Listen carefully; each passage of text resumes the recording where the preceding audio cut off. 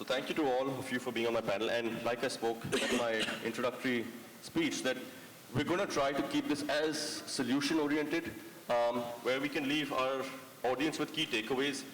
Not too many problems, but if we're offering problems, let's talk about the solutions as well. And something that the audience can go back and try to implement in their school, or try to really make a change in their school of what we're going to speak about. To each of my panelists, I'd like to start with a simple question of what do you say are your USPs in your school or in your group of schools? And how do you go beyond just this fancy gimmick of a fancy name of USP? How do you actually make sure that that USP is actually lived and breathed in spirit in each of your schools, and a variety of schools, a big group of schools? So how do you actually go and ensure that that's happening across your school group? And what are those USPs that you might have?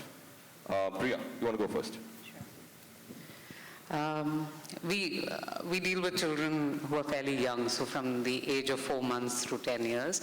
So the critical piece, I feel, from a lot of schools focus on curriculum and learning outcomes, and what we don't focus on is the consumer. And as schools, we have two consumers. We have the child who's a consumer, and we have a parent who's a consumer. And if your unique selling proposition, as a USP, is focused on what the consumer is looking for. And at our age group, I think what parents are looking for first is health and safety. They're then looking for hygiene. Then they're looking for a safe, happy place where there is a set of adults who's keeping their children happy. And learning outcomes tends to be the last. Ironically, as we've spoken with consumers, at least at the early childhood stage, that seems to be the sequence of events that they're looking for. And so as we're having conversations with parents, we're really just saying, here is what we're looking for, here is what we provide, and there is a semblance of transparency that they want. One of the key things we did was we said, what is the parent's alternative? Today, if parents, and we focus on working parents and their need for childcare as well as preschool, and it's a blended product. And if what the alternate doesn't provide today is provided within your environment, and you're able to communicate that succinctly as against confusing the consumer, that is USP enough for the school. It has to be boiled down to a simple 3-4 things which the parent says is relevant at that life stage for the child, and that just has to be communicated. I think a lot of schools today just focus on saying, we teach in Playway, we teach in Montessori, we teach in, with a Reggio Emilia strategy, or we're looking at inquiry-based learning, and really a parent's just getting confused saying, what does that mean, and what does it mean for what I'm looking for from the brand itself. Good afternoon, one and all. When it comes to our school, when we are talking so much about futuristic, are we ready, future ready, that we are teaching our children that what we want, what they would be facing in the future. So what we do in our school is we teach them how to identify problems, come up with solutions, create a platform where they can test their solutions. And of course, everybody would believe happy child is the best child to learn things. So we have a happiness clinic in our school where we also focus on the happiness quotient, that children would love to come back to the school, creating those learning environments. And every parent today, we talk a lot about technology, but we are all scared of technology because we don't want children to be exposed to certain things that they are not ready to accept or not ready to take in. So we create an environment which is child safe in technology, and where we can be confident enough where we let the children see what they're supposed to see and not something that they are not supposed to see. So we are tied up with Google for Education, and we were the first school to be mentioned by Google for Education in India, and now there are about 14 million schools which came on board, and I completely vouch for that. So, and based on these, we also try and teach social skills for children and life skills for children. We take up projects like Lake Revival, where children learn a lot of other things that they have to when it comes to problem solving and problem identification. Establishing USP, when the parent basically it's what parents come to your school and say, okay, why should we choose this school for our child? And everybody goes on about, our curriculum is the best. What do you think your competitors, what are they telling you? No, their curriculum is better, ours is not that good. Everyone's saying my curriculum is good. Everyone is saying we're doing outings. Everyone is saying we're doing project-based learning, hands-on learning. For the parent, then it just becomes generic. Then, and in markets like Gurgaon today, I mean, parents are just openly asking, discount kya doge ab?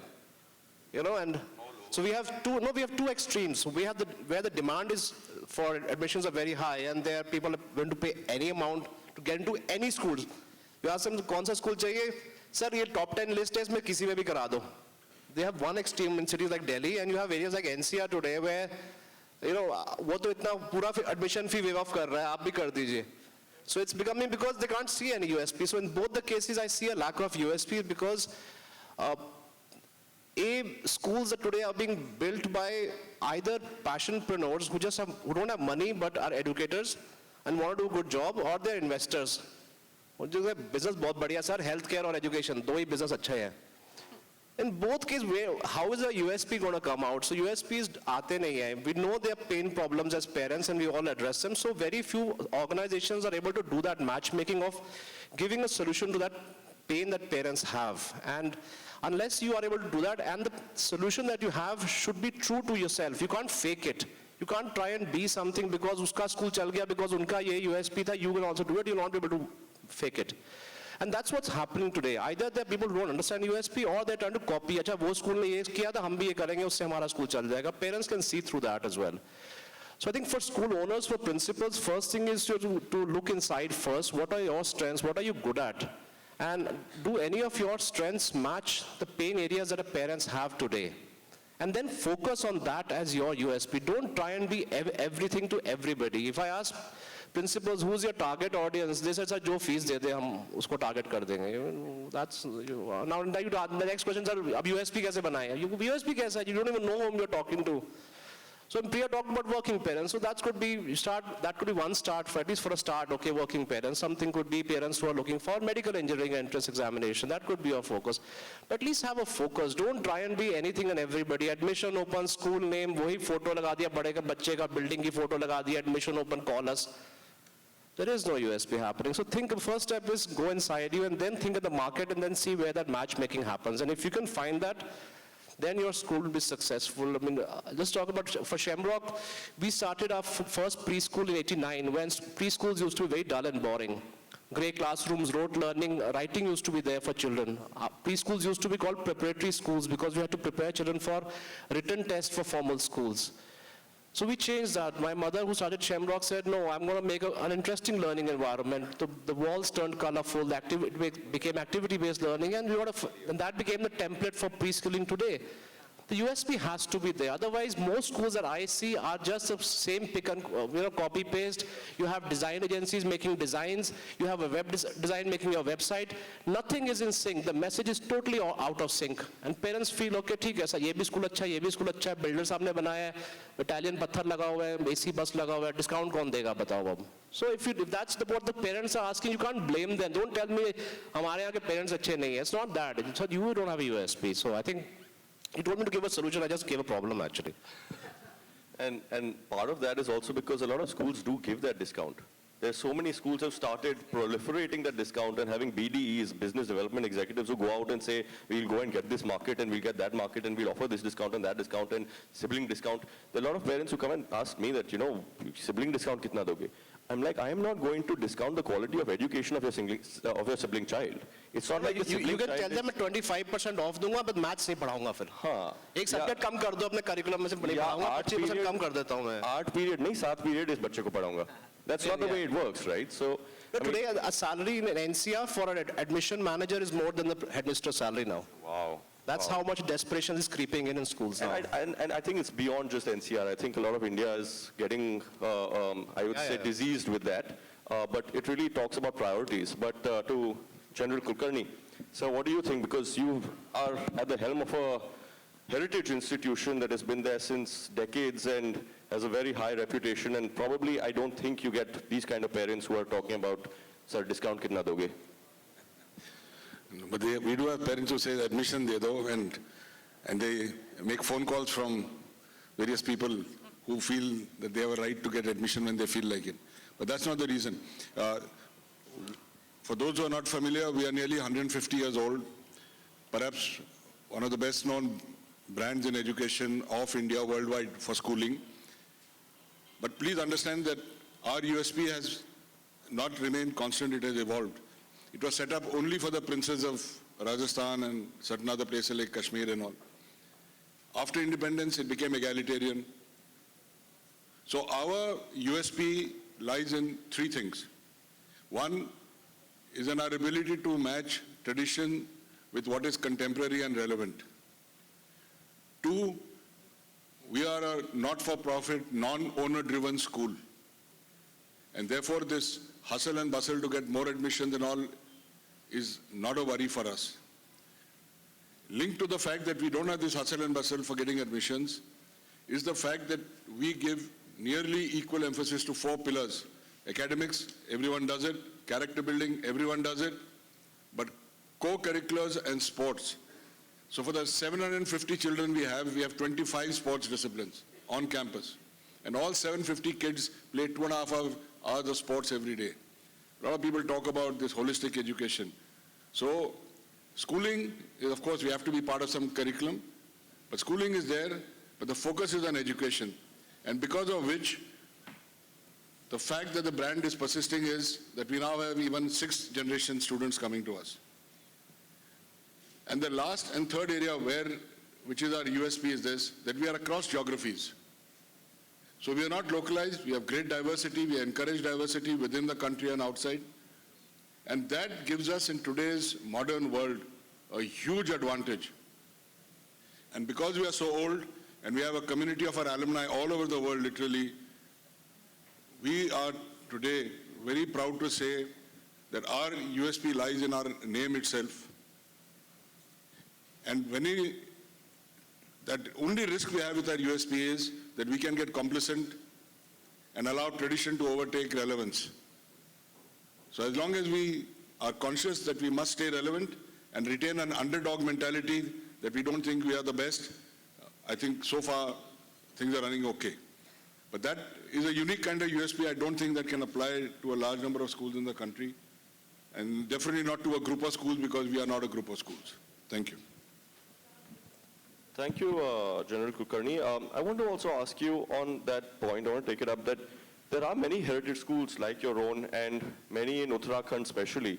And I'm not talking about Mayo, your school, but there are ones in Uttarakhand that have started scouting for admissions. And these are legacy schools with as good a name, as big a name as Mayo.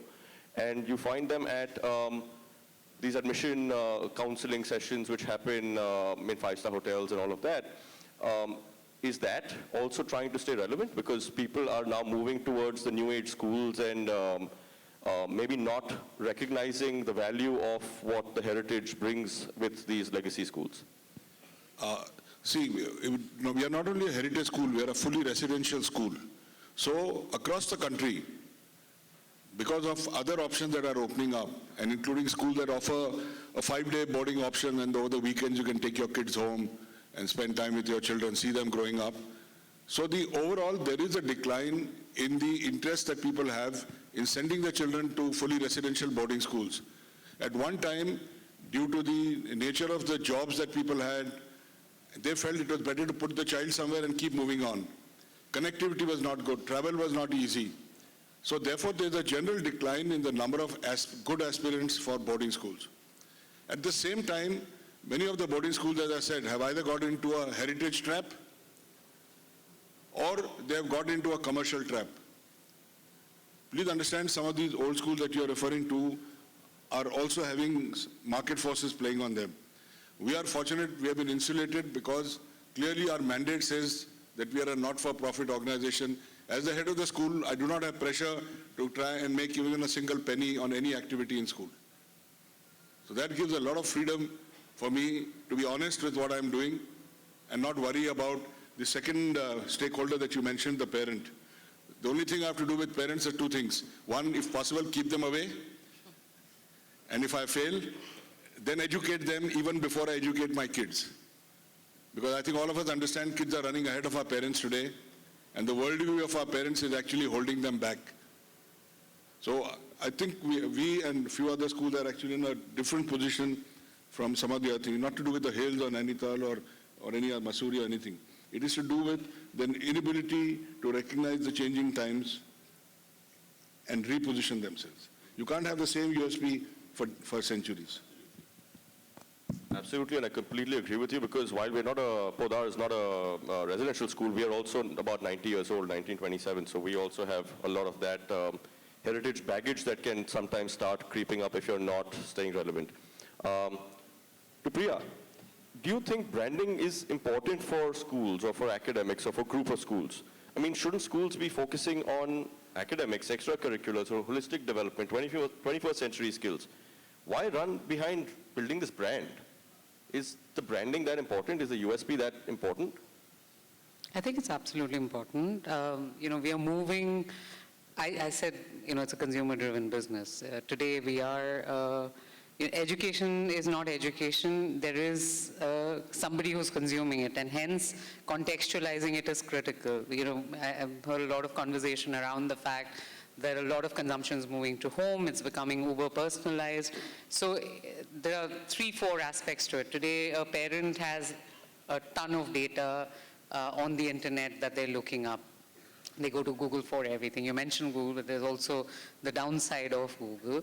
The second aspect is that the framework in which they grew up versus how their children are growing up, what they knew was relevant. A degree was relevant. I got an engineering degree because that's what my parents thought would help me succeed. But that is not the same formula that applies. In the absence of a formula that's applying for their kids, they tend to put the same framework that operated for them. So marks, we're all making parents to be enemies, but there are a set of challenges that they go through as well, which is there is a proliferation of information. They don't have a frame of reference in which their children are growing up. And to top it all, the world is changing at a much faster pace. So there's also fear for the children in terms of saying, should I be focusing on 21st century skills or the formula that worked for me? Why brands in that context? I think saying, I don't believe every school is, picking a school is a very, very personal choice. So saying if you are a type of parent or you have a certain type of belief system, you have a certain set of fears, my brand is relevant to you. Unless you're codifying that, you're not going to be able to apply that to a group of parents. When I said it is working parents, their conundrums are different, their aspirations are different, their fears are different. Within that, you can break it down into a set of cohorts. And as long as you're able to say, I understand you as a consumer segment and I'm presenting to you why I am relevant to you as a brand, it becomes, it becomes a connection which is deeper than saying, and education is a deeply personal relationship. So boiling it down to discounts, which is very, very surprising for me too, saying we're not selling tomatoes and potatoes. So technically it should be saying you bring value and I'm willing to pay for it. And I believe that there is value, and hence, brand and a USP associated with it is critical. And I completely agree with the fact that it has to evolve with time, because we're also seeing that change at a frequency which is unprecedented. Absolutely, absolutely. Thank you. So Meghna, you mentioned some of your USPs. How do you maintain, establishing a USP is one thing, but how do you actually maintain that in an era when the next guy is going to find out that, okay, this is a great thing, I'm going to do it as well? India went through the smart class boom about 10 years back, 12 years back, something like that, where some of us started with the smart class, and then everyone else was there, smart class, where it's the in thing, it just became the fad. It doesn't steer USP. So how do you, or inquiry-based learning, project-based learning, fancy terms that are thrown around, how do you actually ensure that you can maintain a USP for a sustained amount of time? Well, USPs should be more innovative, because it can't stay the same ever, because they have to evolve according to the requirement of the students or the parents. So one USP can't be the same. As Sir was mentioning, it can't be the same for every generation that is coming to the school. So you need to be more innovative. You need to be looking out for what is required for this particular generation, because while I was growing up, the generation gap was about 30 years, but now if we look at it, it's about 7 years, or maybe coming down to 5 years. So there's a new set of students coming in for every 5 years, and then you need to understand what the requirements of this particular generation are, and how are you going to cater to their requirements. It will become automatically your USPs. It's okay, you can be innovative with it, but then somehow people will tend to copy it. They wanted to replicate it because, it's a good thing that more number of students will get exposed to that particular thing. And yeah, it's absolutely fine if somebody is copying USPs of other schools as well. Absolutely. Yeah, sure. And absolutely, because schooling, education, I think is about collaboration and not competition. So the entire idea of USP itself, unique selling point, means if my school is doing it, your school should not be doing it. I think that itself, the premise itself is wrong. Yes. But yeah, Priya. No, sir, I don't think smart boards are a USP. Smart boards are a feature. How you use them, how you make that a benefit for a relevant set of parents is, so when a feature can be copied, but I think when you're talking about it, and to your point, it need not be that it is unique to you, and if the industry sort of raises as a result of the fact that everyone's replicating something that's valuable to parents, we have to reinvent ourselves and move that forward as well. But I think there's a difference between features and USPs. And absolutely, but the thing is that most of the schools were selling it as the USP. I'm saying the perception value that was being put across to the parents, to the consumer, was that this is my USP. My list of USPs is smart boards, technology, etc. To Amol, I know this is a topic that really does keep you passionate about things. The level of government interference, the level of local level, district level, and even higher level government interference, how does that affect you in really trying to build the USPs, whether it's a USP, whether it's something you stand for, something your vision is for your Shamrock and Shamford schools. And now you have, I'll give you an example of, we had an inspection happening at one of our schools in Gujarat, and we had these two inspectors come and they were looking at our classrooms, and we had one classroom which was the collaborative learning space, which was essentially octagonal tables, and children would sit around and discuss project work and chat and discuss that, and then go and talk to the... Why do you confuse these inspectors? Now they're looking for 550 square feet. How do I start measuring the classroom size now? Exactly. So that's what. So these two very, very learned inspectors came and said that, you can't have these kind of classes. You have to have theater-style seating, because how do you think that the child in a round or an octagonal table is going to see the board that way? His neck is going to hurt. And they would not sign the document of the inspection document until and unless I got that furniture of that classroom changed to theater style. Of course, after I got the sign, I went and changed it back to the octagonal table. That's another matter. But how do you deal with this kind of, not necessarily only local level, but even at higher level, the kind of interference that's there, and the autonomy that was given to schools is now diminishing day in, day out, with people who don't necessarily understand the E of education? Yeah, that's because the trust level has really fallen amongst the society as a whole, whether it's parents and schools and politicians, bureaucrats. There's no trust level left. Everybody's, there was this WhatsApp image which I got, which really personifies what's happening. This principal calling the parents and saying, from the next week, you have to buy the atta, rice and petrol also from our petrol pump only. Because there's a commission there for us. So that's the kind of image schools have now. You can't blame politicians and bureaucrats for what schools tend to do, and that's because it's unfortunate, because you're supposed to set up a school, invest 20 crore rupees, take a personal loan, pledge your own house, and then not take a single rupee out of that project. So there's a whole, we're living in a fool's paradise in terms of private schools. Mayo College is an exception, but today private entrepreneurs, this is the dilemma they face. And of course, they need to recover the capital that has been invested in them. Now you have a complete lack of trust. Nobody wants to trust each other. The policies against you. The politicians make an issue out of how they are stopping the fees from being increased as a political issue. And look at the schools in Delhi today. There's hardly any innovation happening because there's no incentive to invest in a school today. They're saying, I don't want to invest because even if I increase the fees by 10%, those 5-10 parents who are lawyers or somebody who come and fight with me, I don't want to fight with them. So I'd rather not increase the fee, not have any smart boards, nothing, hata do sab kuch. Mujhe fees nahi badhana, mujhe ladna nahi kisi se. So as an entrepreneur, what do you do about the situation?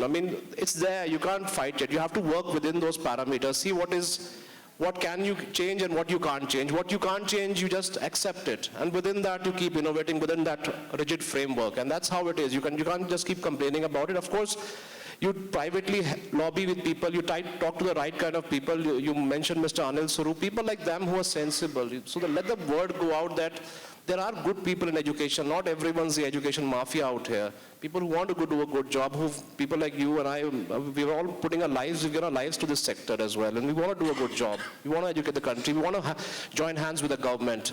Vinesh has doing a good job with the government as well. We all are there to, the government can't do it alone. The private sector can't do it alone. We all need to join hands. It's a massive task, but the trust deficit that is there, which is missing, I think that needs to be addressed first. Until there, we'll all be working in our silos, us versus them, parents versus schools, private schools versus government schools versus politicians. This is going to keep happening. I think, and it's unfortunate. But you, as an entrepreneur, what do you do? You say, "Okay, ye hai na, let me keep growing." We're opening one school every week. We'll continue growing like that. I'm not going to slow down. Absolutely, and I think the narrative needs to be built that there is no us versus them. It's all us together. I mean, there is no way that the parent can be on the opposite side of the fence and the school at the opposite side of the fence and still expect the child to grow well. It takes a village to raise a child. Not only the parents. But look at the PTMs. Parents are saying, "We paid you fees, it's your responsibility." The teachers are scared before PTM. In our time, we were the ones scared. Ki aaj pura chitta vitta khul jayega, parents ke samne. And here now teachers are scared. The parents are going to yell at them. The parents are scared. The teachers are going to yell at them, say, "Sir, aap time kyun nahi de rahe?" And obviously parents are not giving time. So it's a complete ping-pong battle. बेचारा बच्चा बीच में फंस जाता है, वो समझता है मैं क्या करूँ, मेरा क्या हो रहा है, and it's that whole trust thing is very sad right now. Absolutely, and we have to be able to make parents understand that sending a child to a school is not outsourcing parenting. Your parenting doesn't end because you sent a child to school. Anyways, I want to quickly talk about one more point, and this is to any of my panelists. We talk about the brand of our schools and the brand that USPs that we're building in our own schools or own school groups. What about brand Indian education? I think Vinesh spoke about it in his address. We speak He's about, looking surprised, I don't know why. we were talking about, where do Indian kids want to study after the 12th? A lot of kids who can afford it will go to US, UK, Australia, Singapore, Canada maybe. Why don't we attract students from across the world? What can we do as an education system that makes our brand valuable enough that we start attracting students and retaining our Indian students instead of sending them to US and UK, etc. We are doing a little bit, and we are trying to attract students from Bangladesh and from Sri Lanka and from some of African countries. But what do we need to do as an education system that is to be counted on the top with the US's and the UK's and the Australians and Canadas and Singapores? To anyone? I'll quickly answer this. Allow people a return on capital that they invest. The Foreign Higher Education Act says, okay, you come and universities, please come and invest in India, but don't take your money back. Who's going to show up to an invitation like that? Allow let good minds come, let money come into this sector, and then that branding thing will happen. Right now, higher education for India is just a cheap source of education, that's it. And then if you're from Africa, God forbid something happens bad in Nigeria, you're from Ghana, you get beaten up for no reason. That's the kind of thing that's happening in education right now. So we really need to change the perception of higher education if we are to attract students. And for that, we need those strong magnets of why people should come here. I think and for that, you need good minds and you need good investments as well. So, Thanks. Yeah. Yeah, I feel that we have to reduce the stress factor on marks, emphasis on marks, because when we are looking at our curriculum and when we don't consider that this is going to be the future, or it's not going to cater to the future requirements, I think that is where we need to work on. And that's the only way that we will be able to attract people from across the world to come and study here when there's little lesser stress at schools. Then we have to cut down on we should focus on, as I said, for a school you have, what are your core values? For Indians, they look at us for values and those going deep within. Why can't we give that kind of education if you want that kind of education for your child, then come to India. But nobody's positioning themselves like that. So. Yes, I think we should be projecting more on our core value system that we were known for in the world. And I'm sure that maybe somebody should get an idea of open a school in Rishikesh or somewhere. Why does it has to be only in Rishikesh? It can happen in each and every one of our schools. Like, build down a brand of Rishikesh. It just makes, you piggyback on that brand, makes your job easier. Right. So we should be working very closely with the governments. We should be able to do a 360-degree evaluation of what we are doing in schools and what the government is trying to do, and especially those inspectors who come and check on the schools. Do they have the idea of the latest technologies to be taught for children and how children will be getting benefited out of it? A lot of feedback And forms should nobody be- has, the inspectors don't have it, the school owners don't have it, the bureaucrats don't have, none of them. How many of these people have actually taught in a classroom? Zero. And they're making all the decisions about education in this country.